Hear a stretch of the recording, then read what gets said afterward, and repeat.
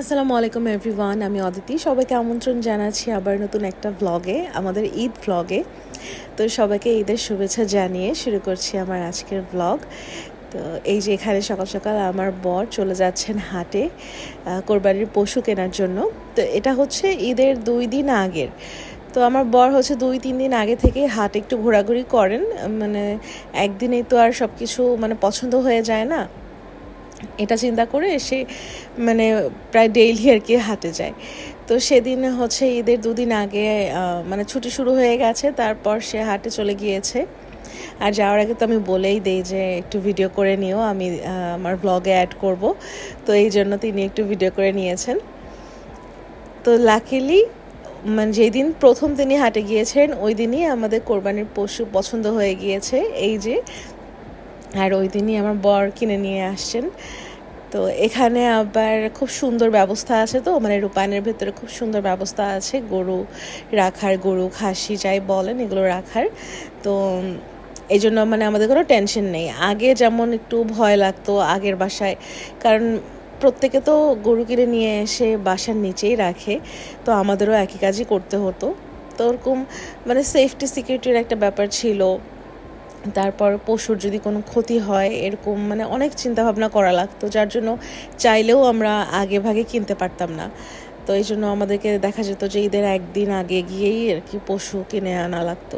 কিন্তু এখানে আসার পর থেকে রূপায়ণে আসার পর থেকে এরকম আর কি কিছু করতে হয় না, আলহামদুলিল্লাহ। তো বিকেলবেলা আমার বর আমাদেরকে নিয়ে যাচ্ছিল যে আমরা কোন পশুটা কিনেছি সেটা দেখাতে।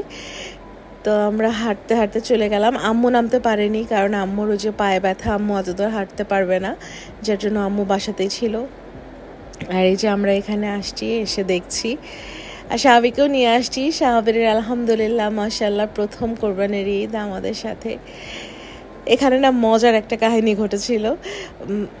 আমরাও আসছি, পেছন দিক দিয়ে আবার কারা যেন নতুন পশু কিনে নিয়ে আসছিল। তো সবাই মিলে তো একদম হুড়মুড় করে ঢুকছিল। আমি আমার বরকে বললাম যে তুমি বাবুকে নিয়ে দৌড় দাও, একটা সেফ জায়গায় যাও।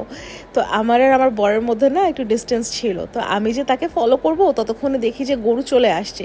তো আমি আবার উল্টো ডিরেকশনে আমি দৌড় মেরেছি, আর আমার বর বাবুকে নিয়ে আরেক সাইড দিয়ে দৌড় মেরেছে। তাই আমি দুষ্টুমি করে বলছিলাম যে তুমি বাবুকে পেয়ে এখন তোমার বউকে ভুলে গিয়েছো, বাচ্চা নিয়ে তুমি দৌড় মারলে, অথচ তোমার বউ কই সেই চিন্তাই তোমার নাই। এই বলে আমরা অনেক হাসাহাসি করলাম। তারপরে এই তো বাসায় চলে আসলাম। আসার পথে আবার একটু সুপার শপে গিয়েছিলাম ঈদের জন্য একটু টুকটাক কেনাকাটা করতে। আর আমার চা, এখন তো ওই প্যাকেটের চাই খাই, আর বানিয়ে চা খাই না, কারণ সেই সময়টুকুনি পাই না যে আমি চুলার কাছে গিয়ে একটু চা বানাবো একটু সময় নিয়ে। ওই সময়টা এখন আর আমার নাই, যার জন্য প্যাকেটের চাই কিনে খাওয়া লাগছে। আর আমি কারুজ থেকে যে টেবিল ম্যাটের একটা সেট নিয়েছিলাম নতুন, তো এটা হচ্ছে রোজার ঈদে একটা ব্যবহার করেছিলাম, আর কুরবানির ঈদে নতুন আরেকটা খুললাম। তো টেবিল সেট করার পর বিকেলবেলা এই যে এখানে আমার বর আবার একটা আলু পুরি নিয়ে আসছে, বলে যে দেখে খেতে মন চাইলো তো একটু ভেজে দিও। তারপরে নিয়ে আসলাম, এখানে একটু ভাজলাম, খাওয়া দাওয়া হলো। তারপরে এই যে আমি চুই পিঠাটাও নিয়ে আসছি। আমাদের দেশে তো একদম টাটকা টাটকা বানিয়ে তারপর দুধ, গুড়, তারপরে নারকেল দিয়ে এটাকে রান্না করে খায়। আমার কাছে খুবই ভালো লাগে এই পিঠাটা। তো এখানে আর ওইভাবে কই পাবো, এই জন্য প্যাকেটেরটাই কিনে নিয়ে আসছি, রান্না করলাম এভাবেই। তবে নারকেল ছিল না, নারকেল দিতে পারলে খুব ভালো হতো। মৌ আপু যাওয়ার আগে মৌ আপুদের শ্বশুরবাড়ি হচ্ছে গাজীপুরে, তো সেখানে যাওয়ার আগে আমার জন্য পায়েস দিয়ে গিয়েছিল, সেখানে নারকেল ছিল একদম। এত মজা হয়েছিল, আমি খেয়ে আপুকে সাথে সাথে বলেছিলাম যে আপু একদম আমার দাদুর মতো হয়েছে, আমার দাদু ঠিক এভাবেই রান্না করতো। আমি ভেবেছিলাম যে একটু ভিডিও নিব, পরে আমি টেস্ট করে দেখি এত ভালো, খাইতে খাইতে আমার আর মনেই ছিল না যে আমি একটু ভিডিও করবো বা কিছু। যখন মনে পড়লো তখন দেখি যে বাটি অর্ধেক সাফ, আমি অর্ধেক খেয়ে নিয়েছি। পরে আফসোসই লাগলো যে একটু ভিডিও করে নিলে ভালোই হতো।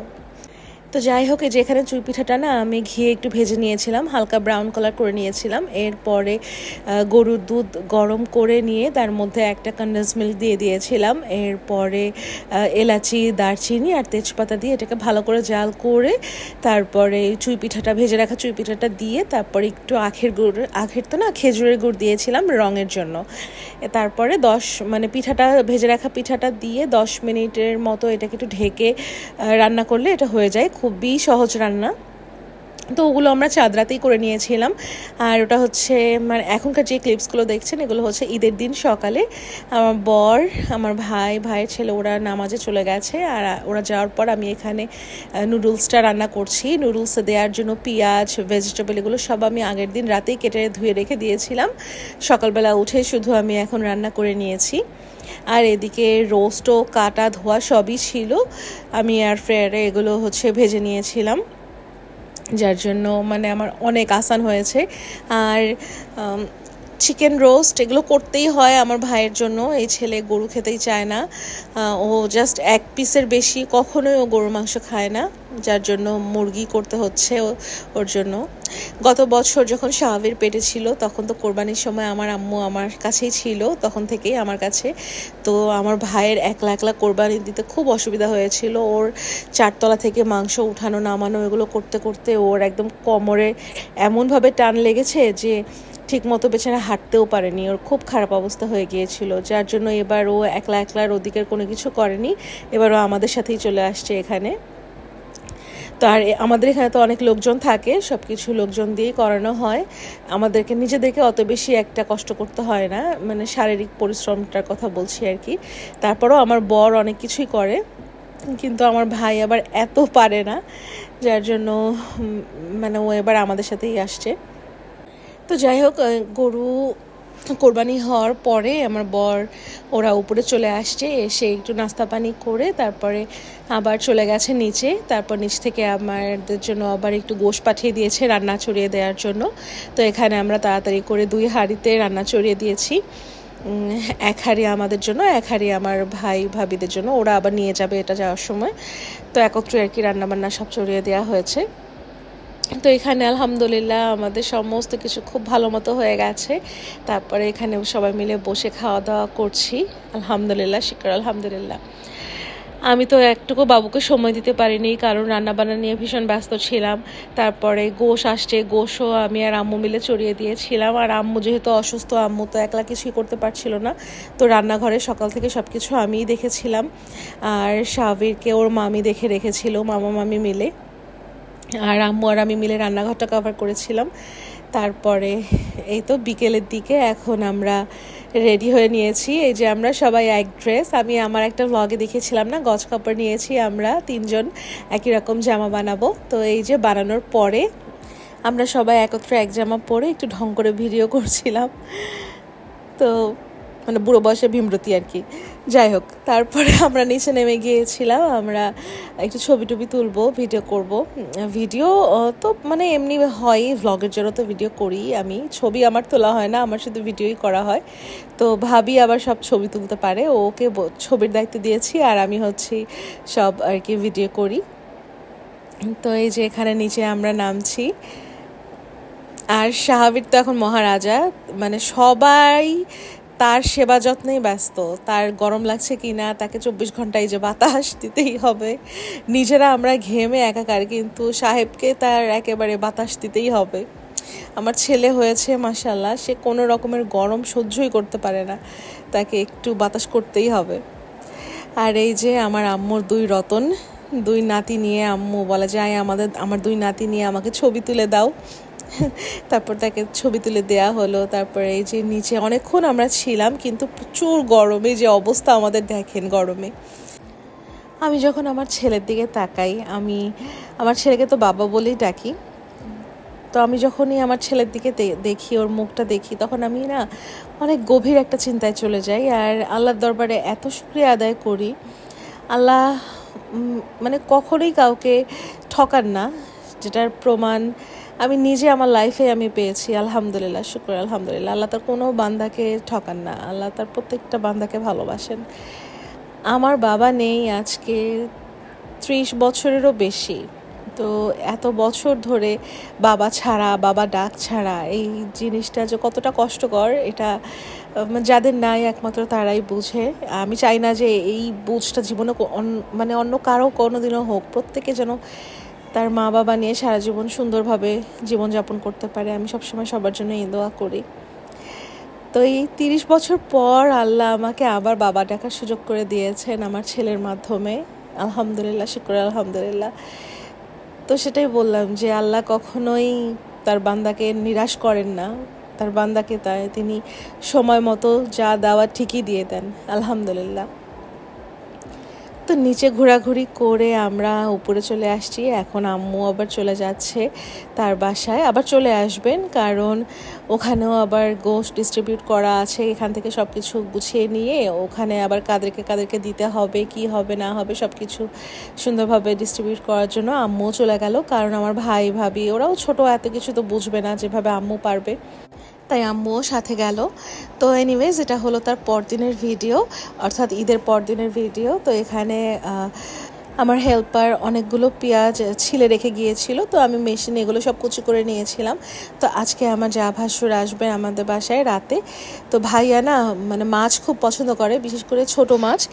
তো গরুর মাংস তো আছে, রোস্ট এগুলো তো আছেই, পোলাও টোলাও সবই হবে, কিন্তু আমার ভাসুর উনি হচ্ছেন আবার ভাত পছন্দ করেন, আর এই ছোট মাছ এগুলো খুব পছন্দ করেন। তো আমি ভাবলাম যে ভাইয়ের জন্য একটু মাছ রান্না করি। তো এখানে একটু রুই মাছ, নদীর রুই মাছ ভুনা করব। আর হচ্ছে আম্মুকে বললাম, আম্মু ছোটো মাছটা তুমি একটু চচ্চড়ি করে দাও হাতে মেখে। তো এই দুটো আইটেম, আর ভাত আছে। আর বাচ্চাদের জন্য বা আমাদের জন্য রোস্ট, পোলাও, এগুলো গরুর মাংস তো আছেই আছে। তো ভাবলাম যে একটু একটু করে রাখি ভাইয়ার জন্য, তাহলে ভাইয়া সুন্দরভাবে খেতে পারবে। তো আম্মু আবার আজকে হচ্ছে তার বাসায় চলে যাবে, কারণ আমার ভাবি ওদের শ্বশুরবাড়িতে যাওয়ার কথা ছিল, কিন্তু ভাইয়ের অফিসের কাজ পড়ে গেছে জন্য তিনি বাসাতেই রয়ে গেছেন। আমার ভাবি চলে গেছে। তো ওরা যতদিন না আসবে ততদিন পর্যন্ত আম্মু থাকবে, না হলে আমার ভাইয়ের খাওয়া দাওয়ার খুব অসুবিধা হবে, এই জন্য আর কি। তো আম্মু আমাকে একটু রান্নাবান্না এগিয়ে দিয়ে ব্যাস আম্মুর বাসে চলে গেছেন। আর এই যে সন্ধ্যার পরে ভাইয়া ভাবি চলে আসছে। এই যে শাহাবির ভাইয়ার সাথে কি দুষ্টুমি করছে, ভাইয়া এভাবে মাথা আগিয়ে দিচ্ছে, শাহাবিরও তার মাথা আগাচ্ছে, মানে সে এরকম দুষ্টুমি শিখে গেছে। তো হাজব্যান্ড ভাবি সবাই মিলে স্বাভাবিককে দেখছিল, আর এই ফাঁকে আমি একটু রান্নাবান্না করে মানে রান্নাবান্না নিয়ে ব্যস্ত ছিলাম। তো আলহামদুলিল্লাহ সমস্ত কিছু সময়ের মধ্যে হয়ে গেছে, তারপর টেবিলও সেট করা হয়ে গেছে। এরপরে হচ্ছে এখন আমার বর আবার এই ভিডিওগুলো করেছে। আমি তো, আমার সময়ই ছিল না, আমি একদম মনেও ছিল না, আমি এত ব্যস্ত ছিলাম। এর মধ্যে শাহাবিরও খুব জ্বালা ছিল। তারপর শাহাবিরকে ঘুম পাড়িয়ে দিয়ে দেন আমরা খেতে আসছি। শাহাবিরের ঘুম পেলে ও কাউকে চেনে না, মা বাপ কাউকে চেনে না, প্রচুর ক্র্যাঙ্কি হয়ে যায়, শুধু খ্যান খ্যান খ্যান খ্যান করে, মানে ঘুমের জন্য। ও তো আর বলতে পারে না। তো ওর ভাষা আমরাই বুঝে ফেলি যে এখন ওর কী চাই না চাই। তো আমি বুঝে গিয়েছিলাম যে ওর প্রচুর ঘুম ধরেছে, যার জন্য সে এরকম করছে। তো আমি শাহাবিরের বাবাকে বললাম যে তুমি ওকে ওর বিছানায় শুয়ে দিয়ে দুধ খাওয়াতে খাওয়াতে ওকে ঘুম পাড়িয়ে দাও, নাহলে ও এভাবে বসে থাকলে ও ঘুমাবে না, আর এরকম জ্বালাতে থাকবে। তো শাহাবিরের বাবা গিয়ে সেভাবেই ওকে ঘুম পাড়িয়ে দিয়েছে। এরপরে যে এখানে আমরা সবাই একত্রে খেতে বসেছি। আচ্ছা, যারা যারা আমার শ্বশুর শাশুড়িকে দেখতে চান তাদেরকে আমি বলি, আমার হাজব্যান্ড এবং আমার ভাসুরের দিকে খুব ভালো করে তাকান।